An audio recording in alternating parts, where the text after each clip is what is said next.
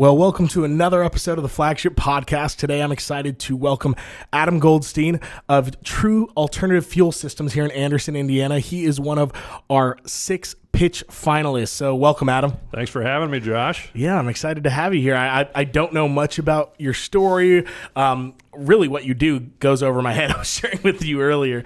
So really to start us off, and for maybe the people listening who don't know much about you or what you do, why don't you share a little bit about your role, about True Fuel, and really why you do what you do?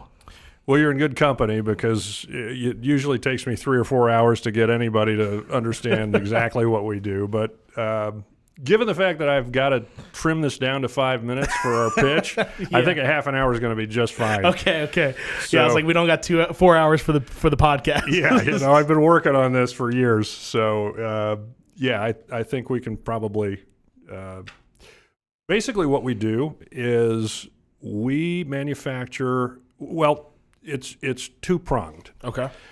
The first thing we started doing was manufacturing conversion systems to run light and medium-duty vehicles on natural gas or propane. Okay. And one of the things that we found, there is an enormous demand for alternative energy options out there. But people don't know how to implement them, how to deploy them. And one of the biggest struggles for that has been, I call it the chicken or the egg argument. What comes first? What comes first? If you don't have a place to fuel it, and it doesn't matter what fuel you're talking about, propane, natural gas, Sure. hydrogen, electric. Yeah. Nobody's going to buy an electric car or a hydrogen car or a propane car if there's no place to fuel it. Yeah. So, and nobody wants to spend a bunch of money to create infrastructure for fueling unless there are cars out there that are going to create demand for it. Sure. Everybody wants a return on their investment. Yeah. So, we have been doing on the vehicle conversion side, we've done a decent business developing these systems. We develop them, manufacture them, get them certified by the EPA, and typically our customers have been government. So yeah, that makes sense. We'll do a lot of police departments. And one of the things, and it's no different for our systems than it is for electric, what makes these vehicles viable is you've got a fleet that generally has a radius. Mm-hmm. It doesn't go outside of that radius, and it returns to the same place every day. Yeah. Where the fueling infrastructure is going to be. Mm-hmm. So in the past, for example, we've got customers really all over the country. But to keep it near home, Hamilton County is one of our customers. Awesome. They run on CNG. All of their for those maybe in the audience who don't know what that means.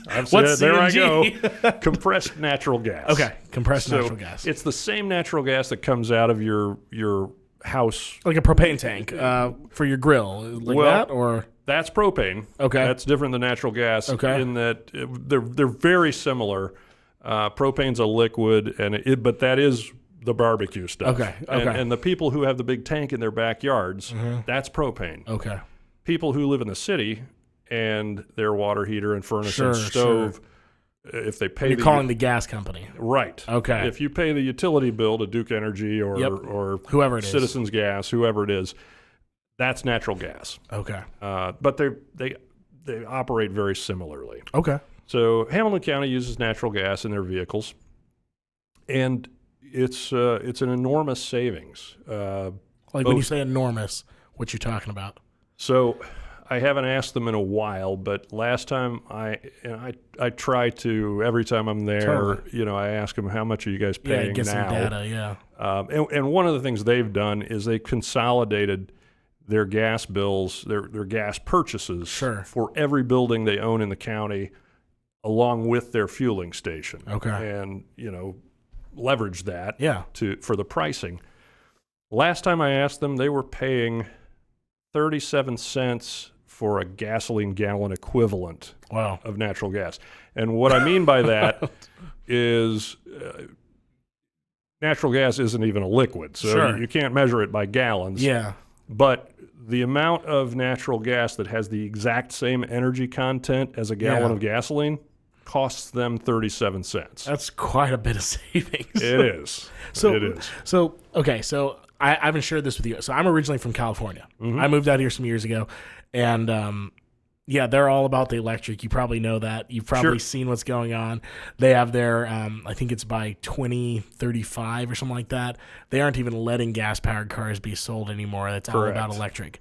But they don't have the infrastructure. Going back to what you said, they don't have the infrastructure to even power that many electric cars. Right. So why don't you think other states or other companies have leaned into this like what you're doing? How did you guys identify this opportunity?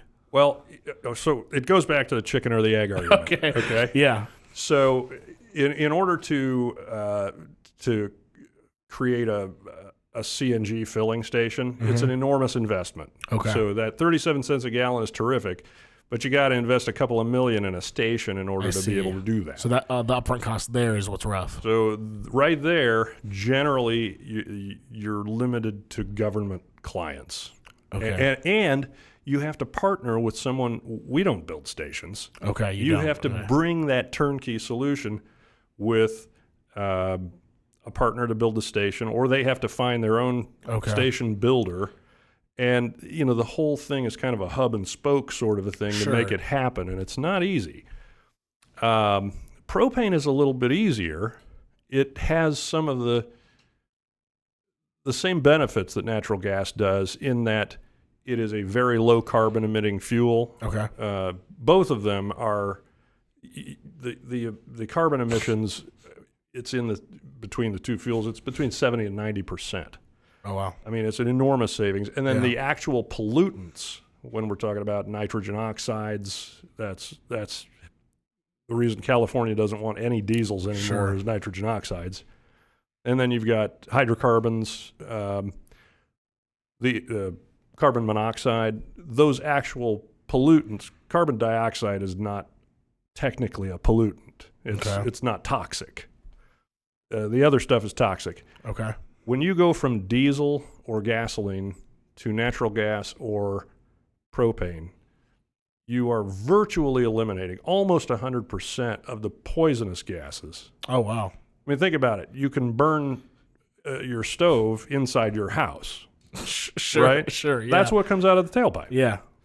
Fair enough. And carbon emissions, which are not poisonous, but they are not a problem. Good, yeah. They are a definite problem, are in the high 70% for propane as a reduction of carbon emissions. So it is, I call it electric, if you produce the electricity properly, is zero emissions.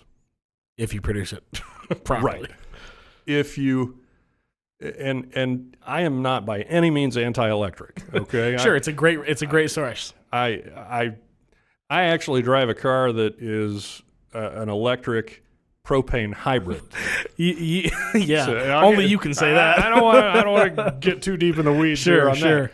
But the savings from an emission standpoint as well as a monetary standpoint is enormous. And while electric is the end game for zero emissions, there are a lot of duty cycles out there, especially with heavy trucks and heavier medium-duty trucks, where there isn't battery technology that's going to work. You know, you've got, let's say, I'm talking about trucks the size of like a UPS or a FedEx truck. Sure. So if you're a FedEx driver and your route is Manhattan and you're going to empty your truck in 3 buildings, electric's perfect. That'll work. If you're in rural Indiana, rural Oklahoma, rural anywhere in this country, which is the vast majority of the country, it's not going to work yet. Not yet. I have no doubt that we'll have battery technology in the next 15 years. Well, and it goes back to what you were saying earlier. Like there isn't the infrastructure. There isn't a charging station close enough. There isn't, these other things, and just the same with the natural gases as well. Well, and with commercial trucks, businesses are in business to make money. They can't spend twice as much on a vehicle in order to, well, you can make the argument that they should, but this is America. We're a capitalist country, and you're not going to compel businesses to spend twice as much on vehicles in order to save on emissions. Sure. So it has to work economically as well as environmentally from an environmental standpoint. Yeah. So take that situation where you've got a delivery driver. You've got two options. You if you want to reduce emissions, you either can pour the entire fleet into electric that works for those duty cycles, those routes, and the rest of them you do diesel or gasoline or whatever. That's what tends to be out there right now. Yeah. And that's a start. But what I like to call our offering is kind of a bridge technology. So until there's battery technology out there that will satisfy the entire spectrum, you can run propane or natural gas and save an absolute enormous amount of money and emissions. It's not as good as electric when the electric is produced using either natural gas or wind or solar. Sure. If it's coal, you're actually producing less at the tailpipe using propane than you would be if you were using electric. Yeah. So really, what you guys are proposing is a solution that hits both the problems. It's the monetary problem of like we can't just rebuild society around a good intention. Right. But you also like, hey, we need to have good intentions and execute on those good intentions and build for the future. A sustainable world. We're providing a path to get there. Yeah, because that could be a bridge in order that there becomes time, financing, and all these other things to get to the place where maybe we are having a clean electric energy grid. That's exactly right. And in order to do that, what I have found and what our little company here in Anderson has found is that you've got to bring the chicken and the egg to the client. Interesting. Yeah. So what we have developed, and here's the other interesting thing, in propane is an old industry, and when you think propane, who do you think of? Hank Hill, right? I just think of my grill. Okay. Well, but when I'm picturing, King of the Hill, Hank Hill, dang it, Bobby, we sell propane and propane accessories. No. We've taken it a step further. Yeah. We sell conversion systems for vehicles, but instead of the old infrastructure that the propane industry, Hank Hill's been using since the 50s. Yeah. If you've ever taken your barbecue tank to Ace Hardware or U-Haul or wherever you have it filled, gas station, wherever it is, they open that big cabinet and then a guy gloves up with PPE and then you've got analog dials rolling. Yeah. This is 1950s technology and they're still using it. Yeah. That really doesn't sell well if you're trying to sell 21st century technology and savings. Sure. Because we've got this fantastic system for the vehicles. We can do police cars, we can do pickup trucks, we can do medium duty stuff. We can do just about anything. Okay. And then on this side you've got this antiquated, looks like it's outdated. Yeah, when I was a child, I saw the language. Exactly. And it's not easy. You can't have, whether it's a school district who's converting to propane buses, which is a big market right now. Yeah. You can't have a bus driver out there, with gloves. It has to be as easy as filling a gasoline vehicle. Absolutely. That's what we're building. So in addition to the vehicles, we have started to develop, we finished actually developing a skidded, easy system that has, you can put a 500-gallon tank, you can put a 1,000-gallon tank, you can put a 2,000-gallon tank, whatever the customer needs. Yeah. And it's a very simple, modern, very similar to what you would find at a gas station. Yeah. And the handle just pushes onto the vehicle. You squeeze it like you would a gas pump and let it go until it's full. It clicks off and you hang it back up. And the feedback, we literally just this January finished this product. And the feedback that we've gotten from the traditional propane industry has been phenomenally positive. Wow, that's incredible. I mean, it feels like that's a big jump in the right direction. My partner, Peter Vock, is actually in Alabama right now saving a client for one of the national propane companies. It's a school district, and they had it wasn't working. Analog dials. And the school district told the national propane company, I won't say the name, but they said, if this thing's not fixed next week, meaning this week, you're fired. Yeah. So they called us and said, can you help us? And here you are. And Peter's down there right now, as we speak, fixing their equipment. Okay, so I have a question, because, I mean, one, this is really complex, but also really fascinating. So my question comes down to, how did you get involved with this? Did you go to school thinking, this is something I want to do? How did your passions all get you to here? I would love to hear some of that story. Well, I'm 54 years old, so we don't have enough time for that. Okay, give me a little glimpse. Okay. My family, my grandfather started in the automotive aftermarket business back in the 50s. Okay. And he actually he started in auto upholstery, and from there, one of the things he learned was, if you are in the automotive aftermarket, you quickly find that all of the ideas in motordom are born in the aftermarket. The good ones end up on the assembly line pretty quick. Yeah. The bad ones just go away. Yeah. So if you're an automotive aftermarket guy, you constantly have to be looking for the next thing. Because whatever you're working on now is already outdated. It's heading that way. Okay. And it's either not a good idea and it's going to go away and it's a fad, or it's going to be gobbled up by the manufacturers.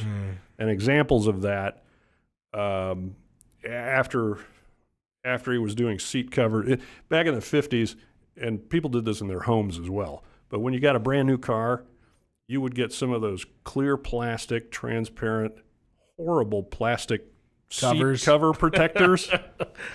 They're terrible. And they were cold in the winter and they were hot in this, you'd burn your thighs if you were wearing shorts and got in the car.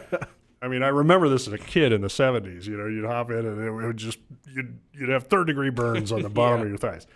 Well, he went from upholstery to installing aftermarket air conditioning, aftermarket cruise control. In the 90s, it was keyless entries. Yeah. There were radios in there in the 70s. Try to find a car right now, even a cheap car today, that doesn't have every one of those things on its standard. Yeah. I mean, you can't buy a car in Alaska that doesn't have air conditioning. They just have it. Yeah. It's standard equipment on everything. I bought a 2023 Ford F-350 last year for the business, and I didn't want to pay anything more than I had to. I absolutely bare bones. Bare bones. And I couldn't believe it. The thing had crank windows. You can still find them. I did a post on Facebook. I said, "Hey, for all you young people, this is how you used to roll down a window." And so that's how I got started in this. Yeah. So your family was always into sort of aftermarket car parts. I worked for my grandfather. Okay. Since I think I started in his Fort Wayne store. That was his first store. That's where he lived. and I would go there in the summer, and I'd work for him from when I was 10, and then all the way through college. I worked in the Indianapolis store. Okay. And I loved it. Yeah. I've always loved cars. Okay. I mean, I live and breathe cars. I did not go to school for engineering. I actually went to the IU School of Business. Okay. And when I graduated, I already had started my family. I needed to get out of school and make money. Sure. And my grandfather had long since retired. And even that business was not ripe to take over. It was coming to an end. Sure. So, by the time I had graduated, I'm just needing to find the best job I could. And I ended up working for Anthem Blue Cross Blue Shield. Yeah. For 5 years. Okay. I did that. And after 5 years, I knew I didn't want to do that my whole life, but it was a great job. Sure.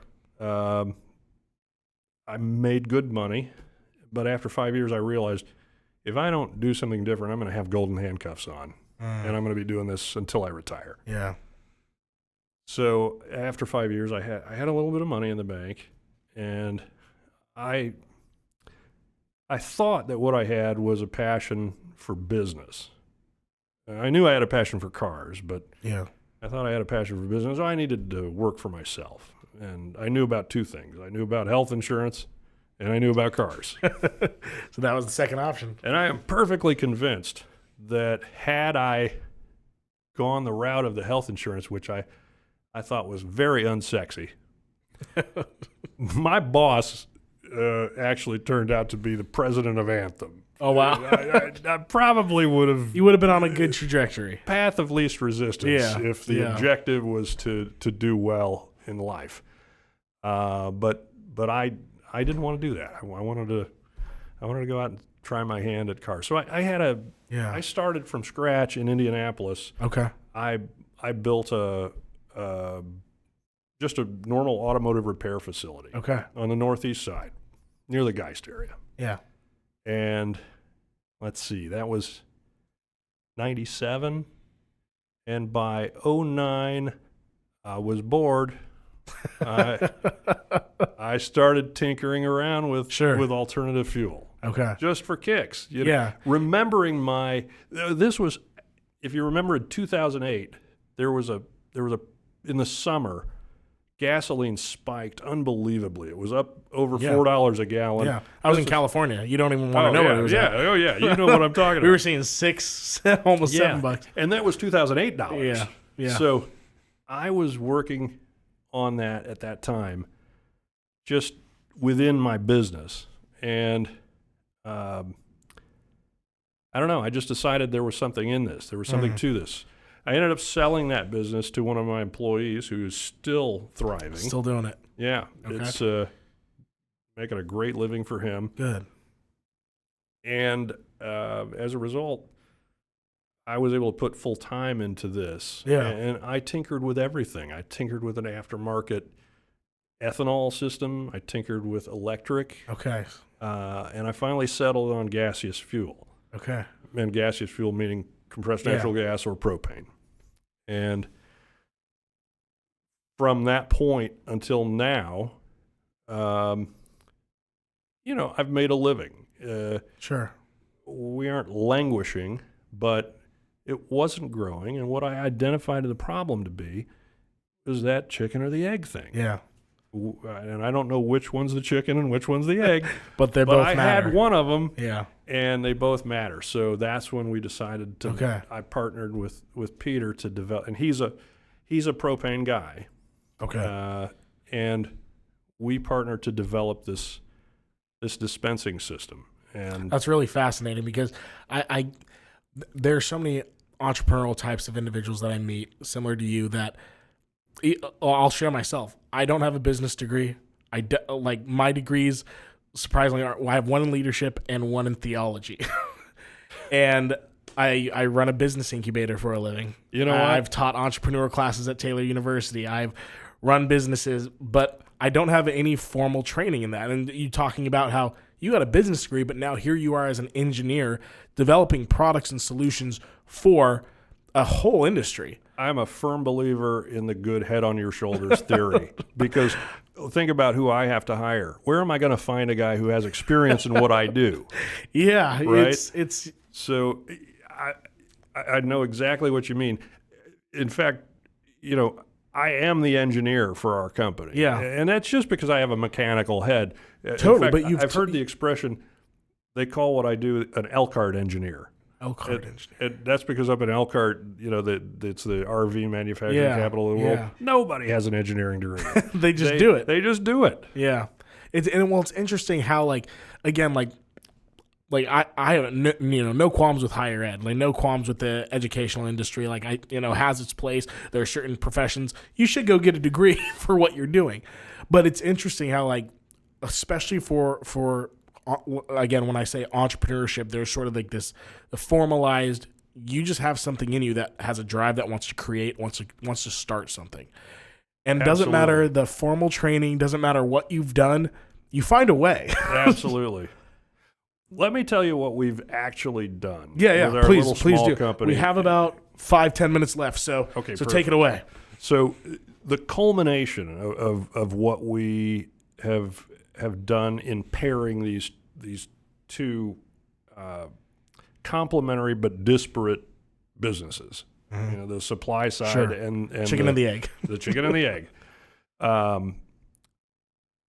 What we have begun to do is, because there's no infrastructure, right?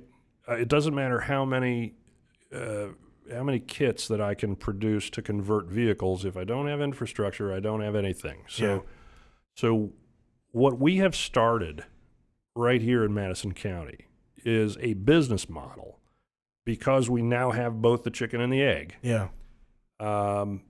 We just, like in the last 3 or 4 months, we began a proof of concept in this, and we're partnering with the city of Elwood right here in Madison County. Awesome. And we have begun to convert their police cars. We put one of our dispensers at the street department. Okay. And so the idea behind this is we have our dispensing system, we have the vehicles running, we're pricing their fuel for them. They buy their fuel at the Country Mark, or might not be Country Mark. It's a co-op there, right there on Main Street. Sure. So at the end of the month, when we bill them for their fuel, we bill them for $1 a gallon less than what the posted price is at that gas station where they ordinarily buy gasoline. So we don't charge them for any of it. We own the dispensing equipment, and we install the conversion systems on the vehicles. It's not free of charge. We're charging it into the gallon. Right? Sure. So some of that savings is going to pay for those systems, and some of it is right off the pump price for them. Yeah. So the customer immediately from day one starts saving money, and then of course we're paying back our investment. Absolutely. And it's a triple win. Sounds like so. It sounds very similar. I was in the restaurant industry for a long time, and a big, in the dish area or cleaning chemicals. A lot of these cleaning companies, and I won't say names because they don't sponsor us. They install their chemical dispensers absolutely free. Yeah, but then you have to buy the chemical from them for it. Yeah, it's a very similar model. The old cell phone model. Yeah, we'll give you the phone for a contract. That's exactly what it is. Yeah, which again, it's a win-win for both, because if I had to buy a new iPhone, that's a couple grand out of my pocket right away. Exactly. So our proof of concept on this, and we started in Elwood. Yeah. The proof of concept, and what we're doing right now is making sure it works on paper. Yeah. We want to make sure that it works in practice. Totally. And so far, the mayor's delighted, the police chief's delighted. Great. And we're incredible. We're going to keep moving forward, and as we move forward, not only will we complete the Elwood fleet, including the police department, the street department, the water department, we're going to then go to other cities in Madison County and show them. And do the same thing. Yeah. We set up the same thing in Alexandria. We set the same thing up in Pendleton. And when we got that working, we didn't want to bite off Anderson's more than we could chew for a proof of concept. One day, yeah. But that'll be the last city that we do in Madison County. And the beautiful thing about this is once that's done, we've got dispensing equipment in every single city in the county. Yeah. So the sheriff's department could then do it because they can go to any one of these and fill. Sure. And it begins to build the infrastructure you're talking about. And private fleets can use them as well. So if you've got a plumbing company or an electrical contractor who has a fleet of trucks and he doesn't, small businesses save. He can go to any of those pumps because they're not the old rotational. You plug and play. You have a key fob ID. You put it on there. It goes beep. You put in your driver number. You put in your vehicle number, and you fill your vehicle. Wow, that's an incredible feat you guys are attempting to go for. I mean, to build out infrastructure to change the way people think, to change the way government thinks. I mean, you're trying to tackle something. Well, and it's incredible. It's really cool to watch. Again, like being somebody who now. I live here in Anderson. I've been here about 4 years, and it's home. So to see people like you doing good things for our community and not just saying, not small good things, big good things that have generational impact. Absolutely, I feel the same way. I've lived in Central Indiana. I was born here, and I have traveled the world, and here you are. I like it here. I really do, and I have no doubt that this is going to succeed because we're getting feedback from around the rest of the country. Yeah. These national propane companies are starting to buy this dispensing equipment from us, and we're building it right here on Walnut Street. Yeah. That's really cool.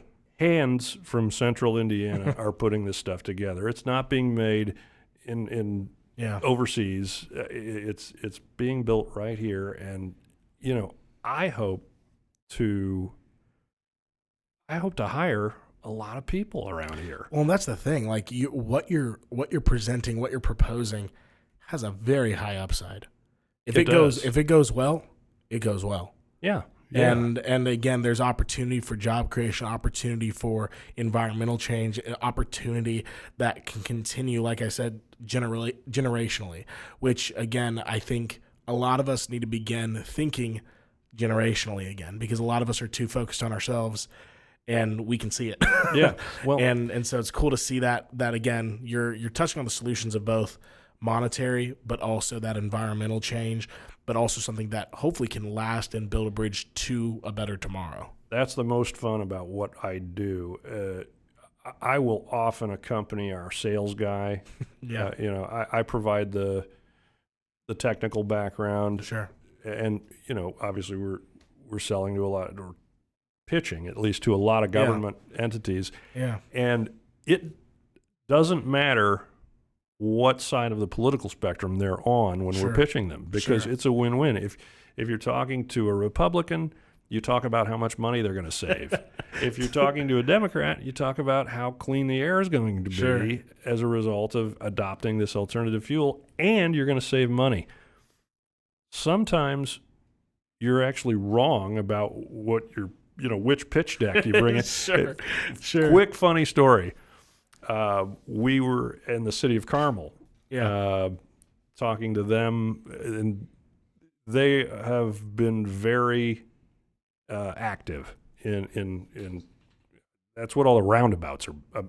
I recently learned this actually and this is the previous mayor to the current one. Yeah. But I'm in there, and Lynn Stafford he's our sales guy, and I'm in there with him, and we're pitching, how much money you save. And the mayor says, listen, guys, don't get me wrong. We want to save money here in Carmel, but you're looking at, and this was this will tell you how long ago this was. You're looking at the only Republican who sits on President Obama's Clean Air Board. We want to know exactly what the emission reductions are going to be on this program. Yeah. And we're like, we can do that. Okay. Yeah. Get out the other deck. And, there is no downside. Well, and I think you're hitting on something again. We try not to be political, but to your point, a good solution speaks to both sides. Well, and it really doesn't matter where you land politically. It doesn't matter your conversation. What your stances are. A good solution speaks to everyone. And right now, I think you guys have provided a good solution for where we find ourselves, where the industries find themselves, where consumers, where these local governments. I think you're onto something. No question about it. I mean, there's so much opportunity here. Yeah. And one of the things, again, I harp on that concept that we are a bridge to get to zero emissions. Yeah. And people have no idea, I can't name this client because they're not a client yet. They're a prospect. Yeah. But it's going to happen, and it's a big opportunity for Awesome. us. Huge company, national company. We're talking about thousands of vehicles. Yeah. And they are so carbon conscious. I mean, they count the single parts per million that they emit. And one of the things that they're looking at is, and they're deploying electric vehicles as well. Sure. But they're the ones who pointed out to me that if we deploy an electric vehicle in an area where the utility burns coal, our carbon numbers are higher than if we just burn propane. And I've heard that argument consistently. And they have actually purchased for electric vehicles where they deployed them and learned that they were actually... It wasn't a good solution. It wasn't a good solution. They actually started generating their own electricity using propane. Wow. And brought their carbon numbers down. And so, there are environmentally conscious companies out there who are doing it for the environment. But what they're doing is also making a case for the other side of the spectrum who don't care about environment. They're making the case that you're going to save money by doing this. Yeah. And I don't care whether they do it for the right reason or the wrong reason. They're doing it. As long as they're doing it. Yeah. And everybody wins. Well, Adam, thank you so much for your time today. It's been fascinating talking through this. Again, I'm no expert, but I feel a little bit more enlightened about this conversation now, and I'm excited to hear what you have for the pitch. And everybody, thank you for listening. Like, share, subscribe. Join us next time. But yeah, thank you, Adam, for your time. It's been a pleasure, Josh. Thank you. Yeah, it's been a pleasure. Thanks for listening to the Flagship podcast, sponsored by Pinnacle Systems. Visit our YouTube channel for the full-length video podcast, or find us on Spotify and Apple Podcasts. New podcasts are posted every month, featuring local leaders from Central Indiana. For more content, follow us on social media at Flagship Enterprise Center. Until next time, thanks for listening.